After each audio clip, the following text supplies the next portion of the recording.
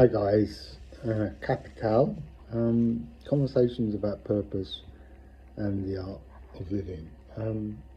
Just wanting to put down some brief thoughts about knowledge.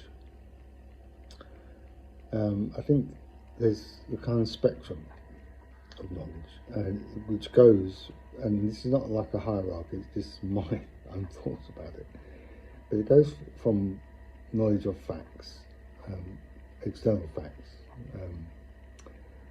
the height of things, the size of things, the weight of things, the distance of things, the relationship between things, up and down, left and right. Some people might think of this as just a construct of the brain, but I think these are objectively true, or external truth. Plate tectonics doesn't operate just because we choose to describe it in a particular way, and birds don't build nests just because we call it a nest. They do what they do, and we find ways of describing it. Kind of like tangent to that actually is that I think our language is more direct than many people give credence to. In other words, it's not just representational or metaphoric, but I think there must have been some primary language that has a direct connection between the utterance, the sound, and the things that we're describing. Onomatopoeia is obviously a case in point. Bang, shh, that kind of thing. But I think it goes much deeper than that. And I think it's connected very much to another aspect of consciousness that I adhere to, which I don't see very much in the modern conversations, which is consciousness within the context of the body and the world and society and culture. I don't think you can separate out these things. Anyway, so back to to knowledge. So there's facts, but then I think there are opinions, which are, like someone once said, like arseholes. Everyone's got one, and most of them smell. And they're just subjective points of view. You have knowledge of, I don't know, your preferences. You have knowledge of your tastes. You have knowledge of how you feel about the world. And you have feelings and opinions about all these things, and they're not either right or wrong, they're just what they are. But it's not simple as that, because many people also believe that all knowledge is subjective, and I disagree with that. So then there's cultural knowledge. There's kinds of understanding of the world. And it might be spiritual, it might be intergenerational, it might be to do with parenting, or families, kinship groups, rituals, behaviours, attendance at church or community events, totems and taboos, likes and dislikes that are enculturated, as it were. It's hugely powerful. It's got nothing to do necessarily with another branch of knowledge, which we might call knowledge arising from the scientific method. And my belief is that the knowledge arising from the scientific method is the most robust in the sense of the method, not of its claims. And what I mean by that is that the method puts up propositions to peer scrutiny, critique and review. And it also, in its most pristine or in my view right version, demands an adherence to the principles of testability, evidence-based, and falsification. That is, if a claim made can't be falsified under any circumstance, then it's not really knowledge. So if you take something like evolution, certain fossils in a different order would blow the whole theory apart.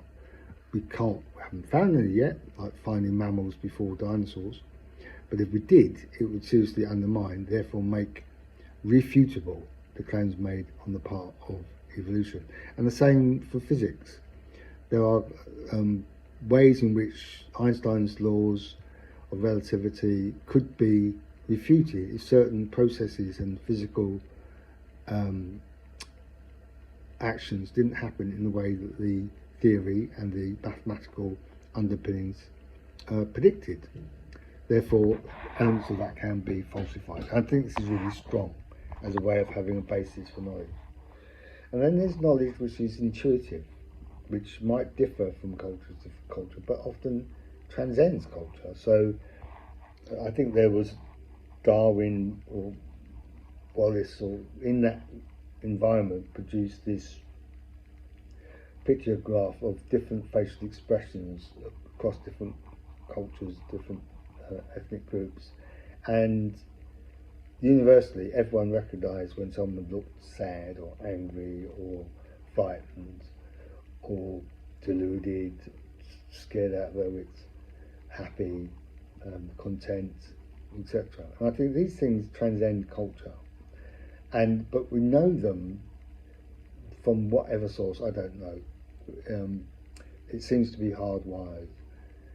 In the same way that we have knowledge of each other, which is sometimes enculturated, sometimes not. Sometimes people from different cultures meet, fall in love, develop relationships, and those can be forbidden by their cultures and taboo in certain settings, but we do that anyway.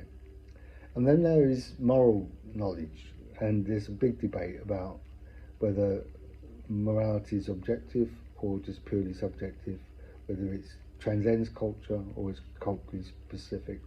And in another vlog I'll be discussing all of these things in much more detail. My personal view at the moment is that there is such a thing as objective morality, and indeed, if there wasn't, we wouldn't be here today. It would be impossible.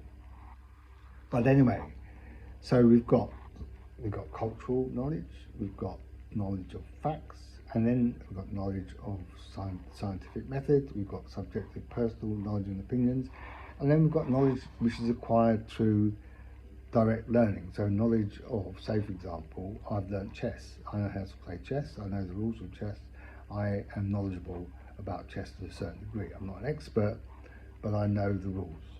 Same with guitar.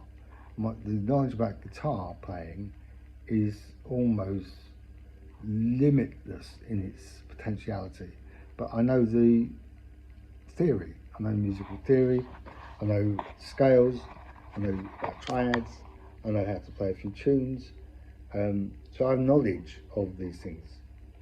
The knowledge of chess, though, and compare that to the knowledge of guitar, is very interesting, because the knowledge of chess is also potentially infinite. There are more potential moves in chess than there are apparently atoms in the universe. Very few of us have anywhere near the faculty to engage with that, but it's probably infinite. And the same with music, but they're obviously of different qualities. So then there is this thing, knowledge of quantity and knowledge of quantity. And then there's knowledge of history. And there is a contest over our interpretation and understanding of history. And then there's specialist knowledge of physics, chemistry, of biology, etc., etc. Anyway, so I've counted maybe 8 different forms of knowledge. And I want to set that out because the claims that I make going forward in the conversations with other people have to, in some sense, be contextualized by what kind of knowledge we're actually talking about.